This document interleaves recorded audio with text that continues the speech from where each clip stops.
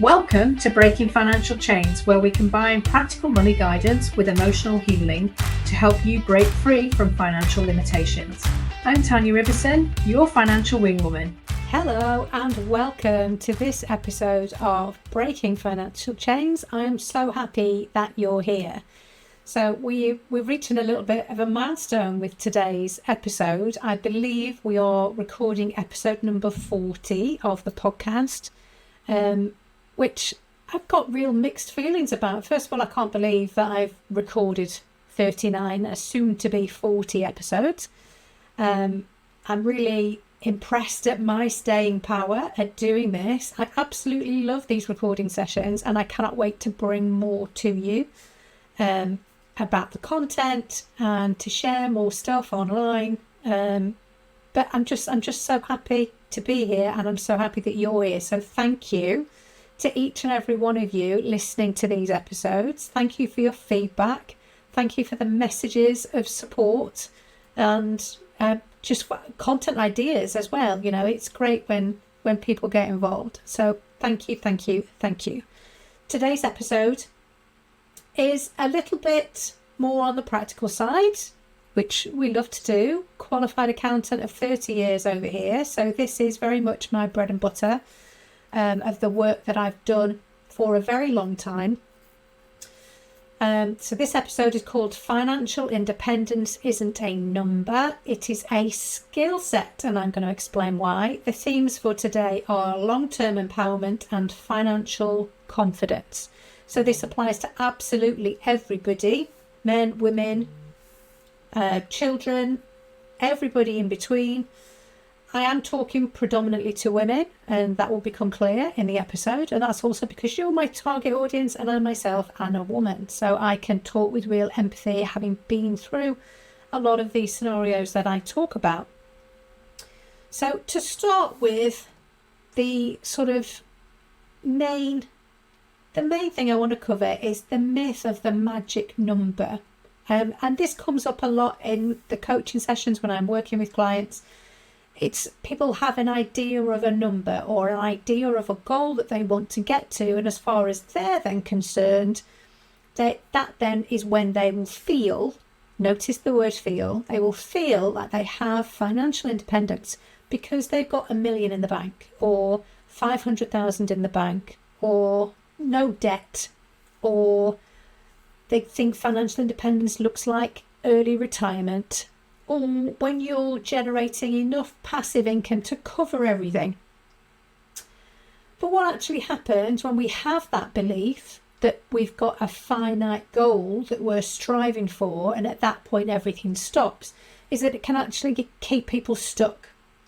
Because when independence becomes a number, it feels distant, it feels overwhelming, it feels out of reach, and quite often that emotional part of our brain that can't quite see how we're going to get there yet can dupe us into believing you're never going to get there, so why bother?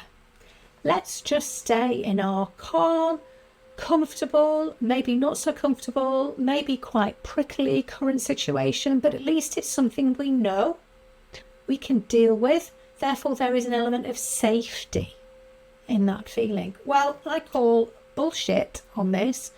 We're going to actually flip this on its head. The real meaning, in my opinion, of financial independence is it's not about never needing money again.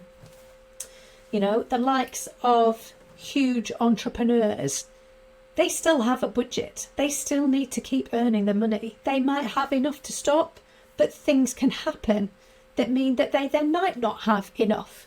And we're going to explore all of that. So the meaning of financial independence is about having the capability to navigate your financial life with confidence. Because things don't ever just stay still. Not ever. It's the ability to make informed decisions, sometimes on the fly. Sometimes you're going to need to make quick snap choices based on scenarios or circumstances or situations that you might find yourself in. It's the ability to adapt when life changes, whatever those changes might look like. It's about rebuilding when things go wrong. because there is nothing more certain than uncertainty. There will come a time in your life when you might need to pivot. Highly, highly likely. It's about the ability to create opportunities when you need them. I've recently recorded an episode about your nervous system being a key part in the decisions that we make alongside burnout spending habits. And it's understanding what triggers that behaviour that is the key to making a change for different choices. And it's exactly the same here. The ability to be able to zoom out and see when we have that financial space to be able to make decisions. So in other words, financial independence is a skill set. It's not about aiming for a number or I won't work when I'm 55. I'm going to stop by then. That's not the case. That's not what financial independence is. And if we can change what we're aiming for, we can quite often realise we're a lot closer to that goal than we think we are. It might still be years or decades away, but it might suddenly feel achievable. So we're much more likely to take those smaller steps, and therefore we're much more likely to get there often sooner than we think. So this whole number idea is really quite dangerous when it comes to needing to reach a certain figure in order to be financially independent. Because when people focus only on a target number, you can often delay living until you reach it. Well, I can't afford to take that time off because I need to keep striving for this goal that I'm going to reach by this point in time. People often feel like they're failing if they're not close, when this really is the longer term goal. And it's about finding some joy and enjoyment during the process because we're living a life, right? People often believe that independence is for rich people. So in order to get to that number, get to that financial goal, we have to have money. And right now I don't. And therefore this doesn't apply to me, which is just couldn't be further from the truth. The truth is that life constantly changes. And just because some people have it, or you perceive that some people have it now, that doesn't mean that they actually do. That doesn't mean that they will actually keep it because of the decisions that they might make, because of the way that things are invested or structured.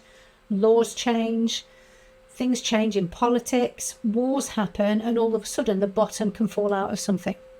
So being adaptable and having those skills mean that even if things don't go to plan, we can pivot.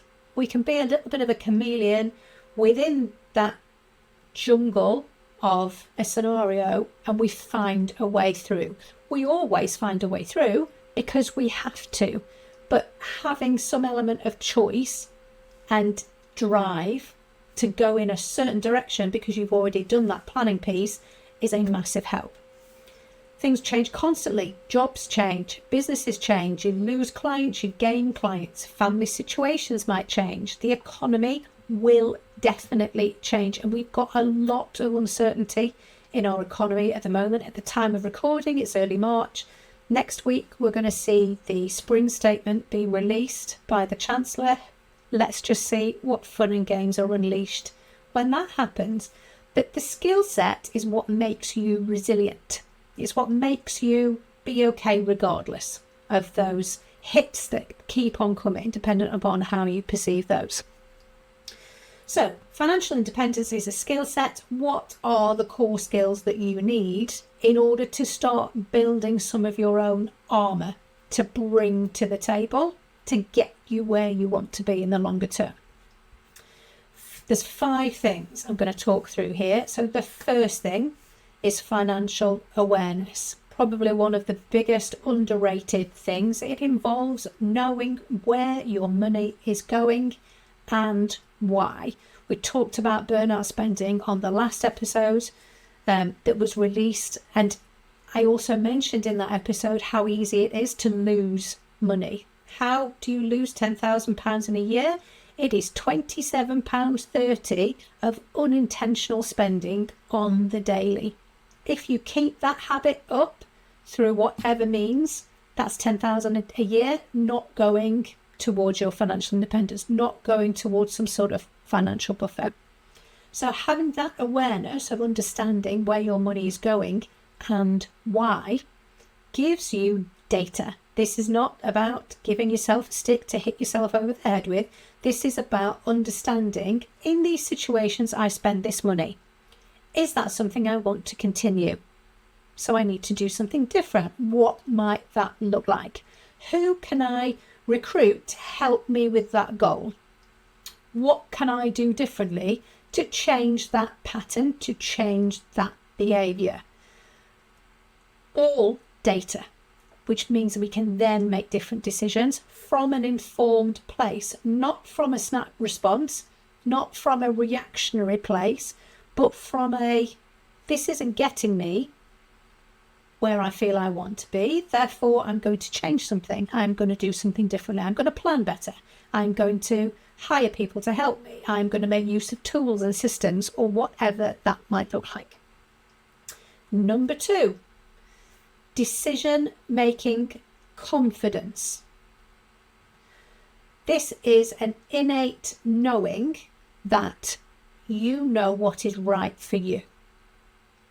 You know what you need to have in order to get where you are going. This is about, if I know I'm at point A and I know I want to get to point B, what skills do I need along the way to ensure I am not driving around in circles around point A?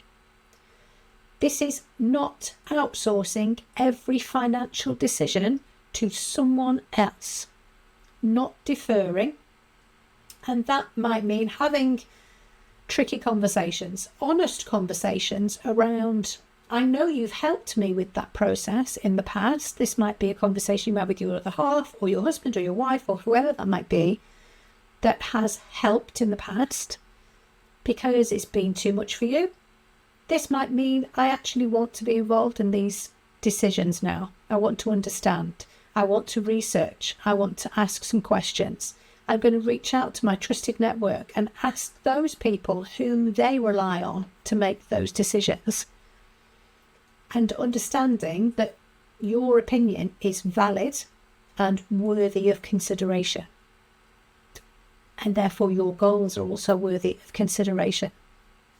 So decision-making confidence. And not just assuming you can't because you haven't, or you can't because you were told you couldn't. This is about taking a hold of that steering wheel and putting your foot on the gas because you can. Core skill number 3, adaptability. Something that's often overlooked, something that we often don't give ourselves credit for. Adaptability is about being able to respond to setbacks without panic. Setbacks will happen. Downturns will happen. Income will be lost. An unexpected bill will come in. At some point, it is inevitable. It's not about how can I completely lock myself in a tower to protect myself from these things happening. It is about accepting there is nothing more certain than uncertainty.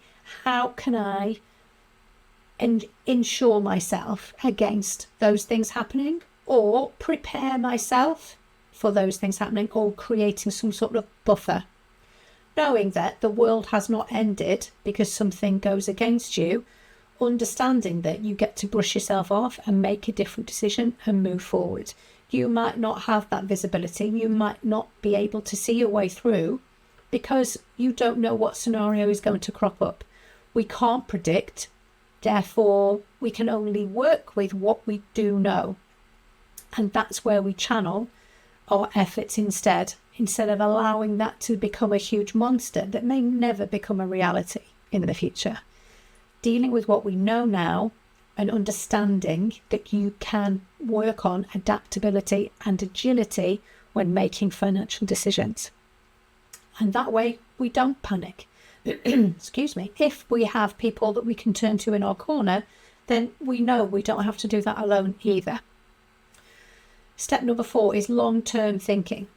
So £27.30 today may help with that feeling of overwhelm and stress right now, but £27.30 for the next 365 days means you are down £10,000 and you are no closer to those goals that you might consider something that you want to aim for. So it's about understanding how today's choices affect tomorrow's freedom. It's not about restriction. It's not about deprivation. It's about, is this decision getting me closer to where I want to be? And doing that with micro decisions. This is not, I need to have a lifetime budget in place, which is now set in stone and I cannot deviate from it.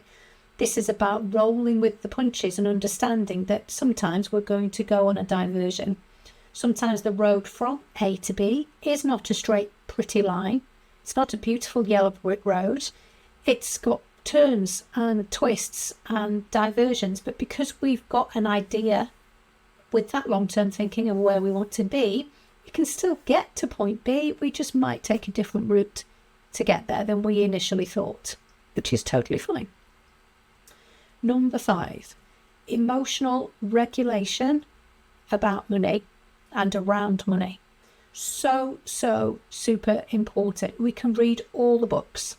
We can get all of the qualifications. We can know, in inverted commas, what we should and shouldn't do when it comes to money.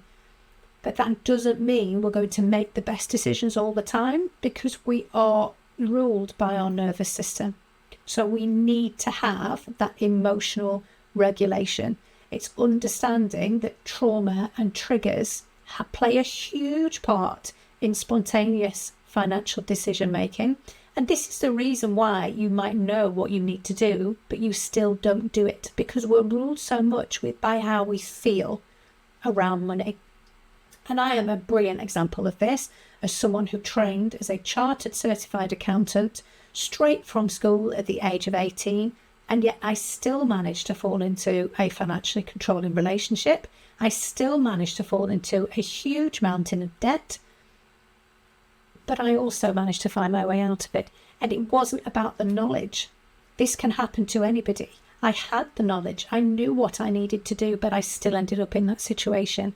And I got myself out of that situation.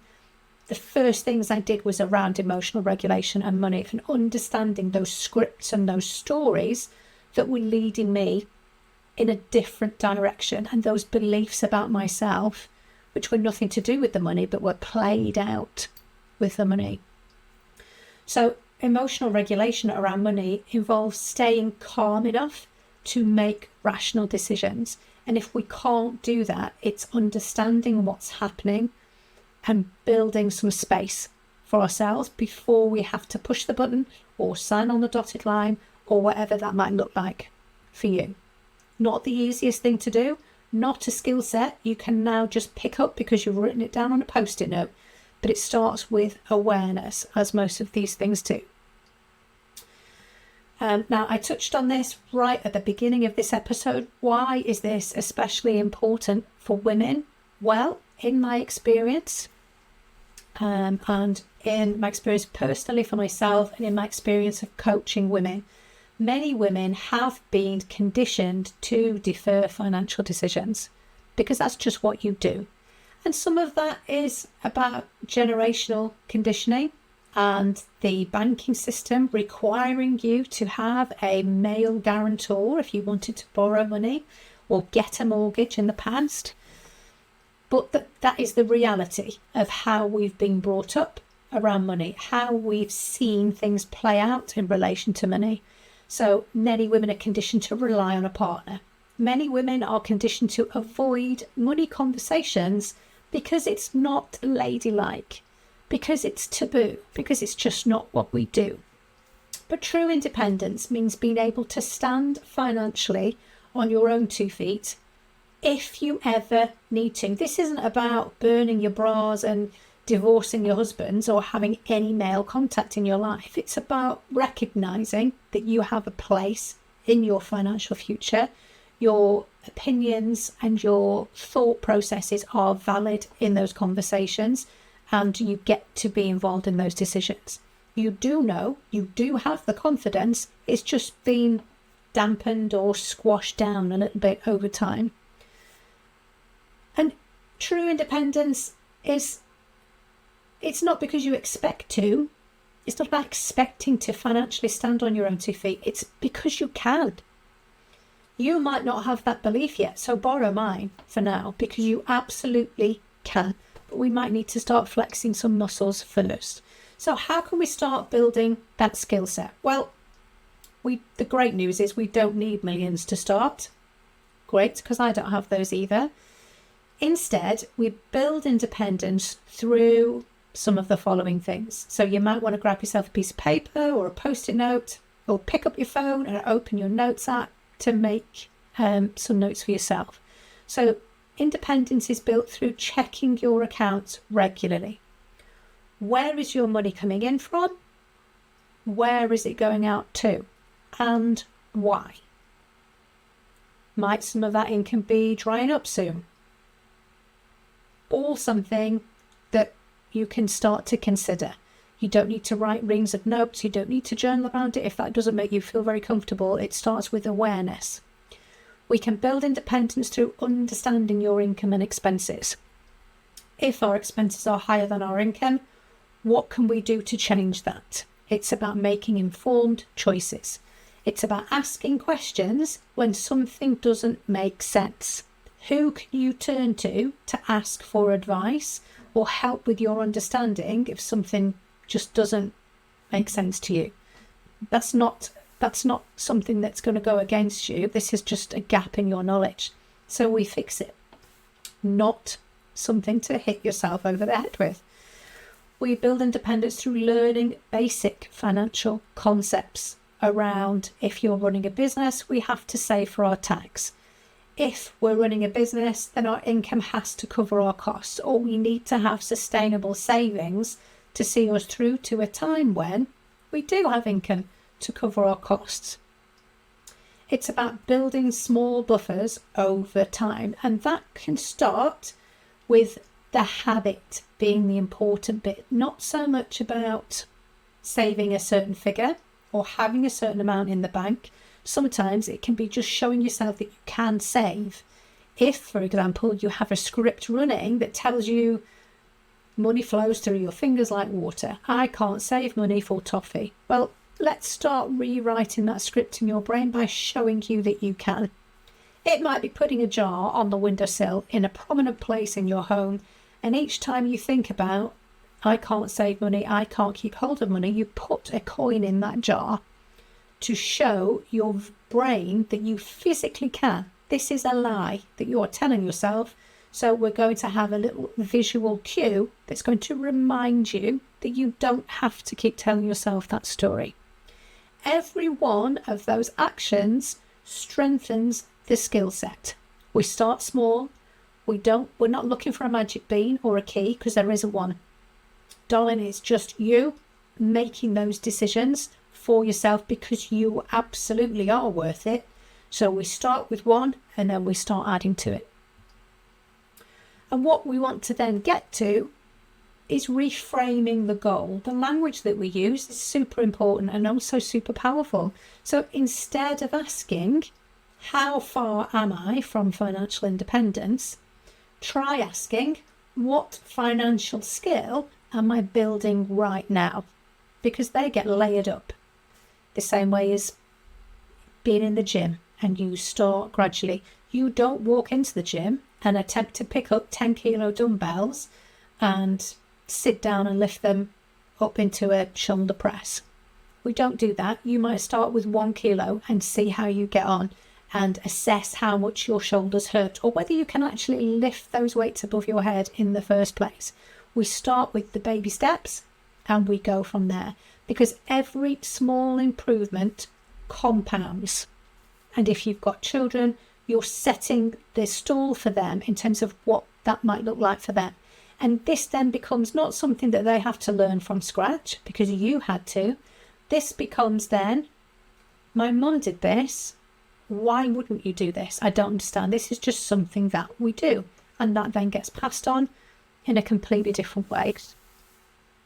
So the closing message for today is that financial independence isn't a finish line. It's something that you practice, because it's a skill set. And the more you practice, the more capable, calm, and confident you become.